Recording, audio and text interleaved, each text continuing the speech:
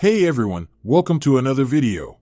Today we're going to talk about issue number 2 of the Avengers, written by Jed Mackay. But before we dive into the story, I want to ask you a favor. If you enjoyed this video, please leave a like and a comment to help the channel grow. Now Captain Marvel reformed the Avengers with a group of veteran members. So when the alien Terminus attacked Project Pegasus seeking an artificial black hole reactor, Captain Marvel led the new team into action.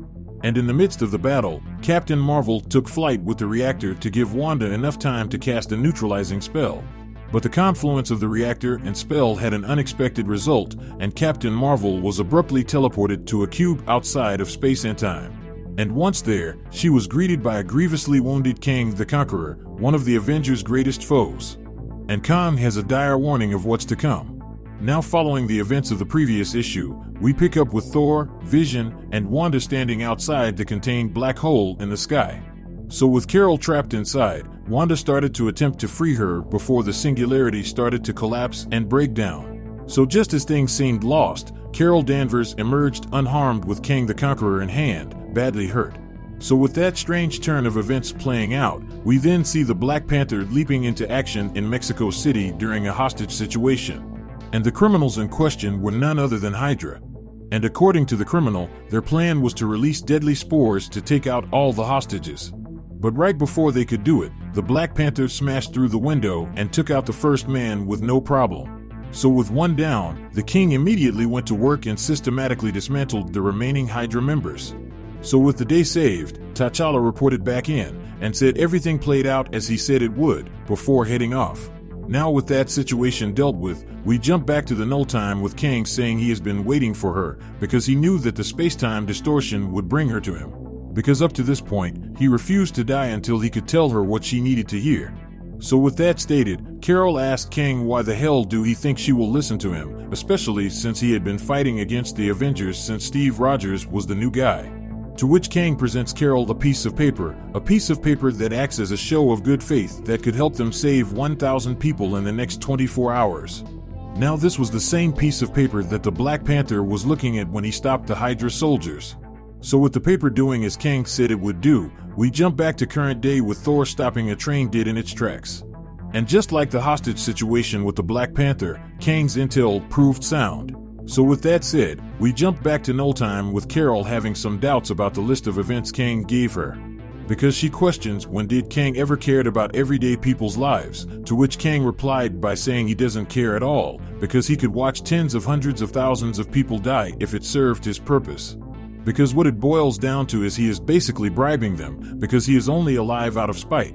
Because he is all consumed to the point where he would turn to the Avengers to get revenge on a certain person and his team. A person by the name Murden. Now Midden was a villain who was aligned with a group of engineered heroes called the Twilight Court. Now back in timeless 2022, we seen the Twilight Court taking down Kang. But anyway, with that said, Carol goes off on Kang and asks if he was beat down by future superheroes and now he is running to them to fight on his behalf. To which Kang snapped back by saying no, Murden sought out the same prize, the greatest prize of them all with the cosmic power to spell the doom for everyone. And if Kang isn't the one to claim it, then he sure doesn't want Murden to claim it either. Because if Murden gets it, the losses would be counted and measured in the megadeaths. So with that bombshell dropped, right before Kang tells Carol about the coming tribulations, we jump over to Vision saving a plane over Dublin, continuing to save all they could. So with yet more people saved, we jump back over to null time with Kang saying things have been set in motion, the trials are now falling into place, trials to test the strongest of heroes. But make no mistake, the times that are coming will require heroes. Because the trials and tribulations will result in mass casualties events that will befall the planet. And these are the events that he must prepare them for.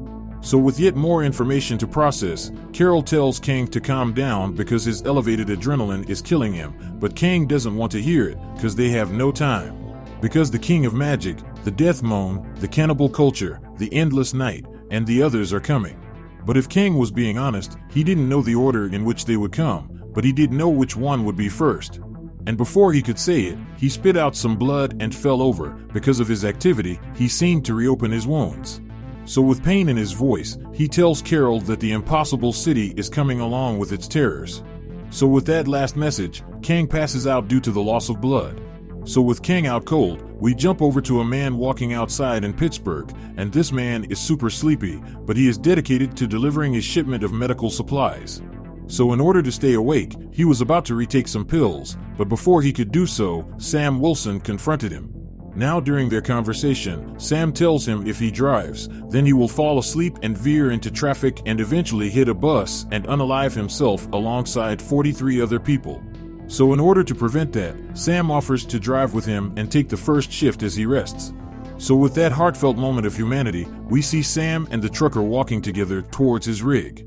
So with yet more lives saved, we jump over to the Jarvis Lounge in New York with Wanda and Thor talking about how they all were able to save 1,000 lives due to Kang's intel.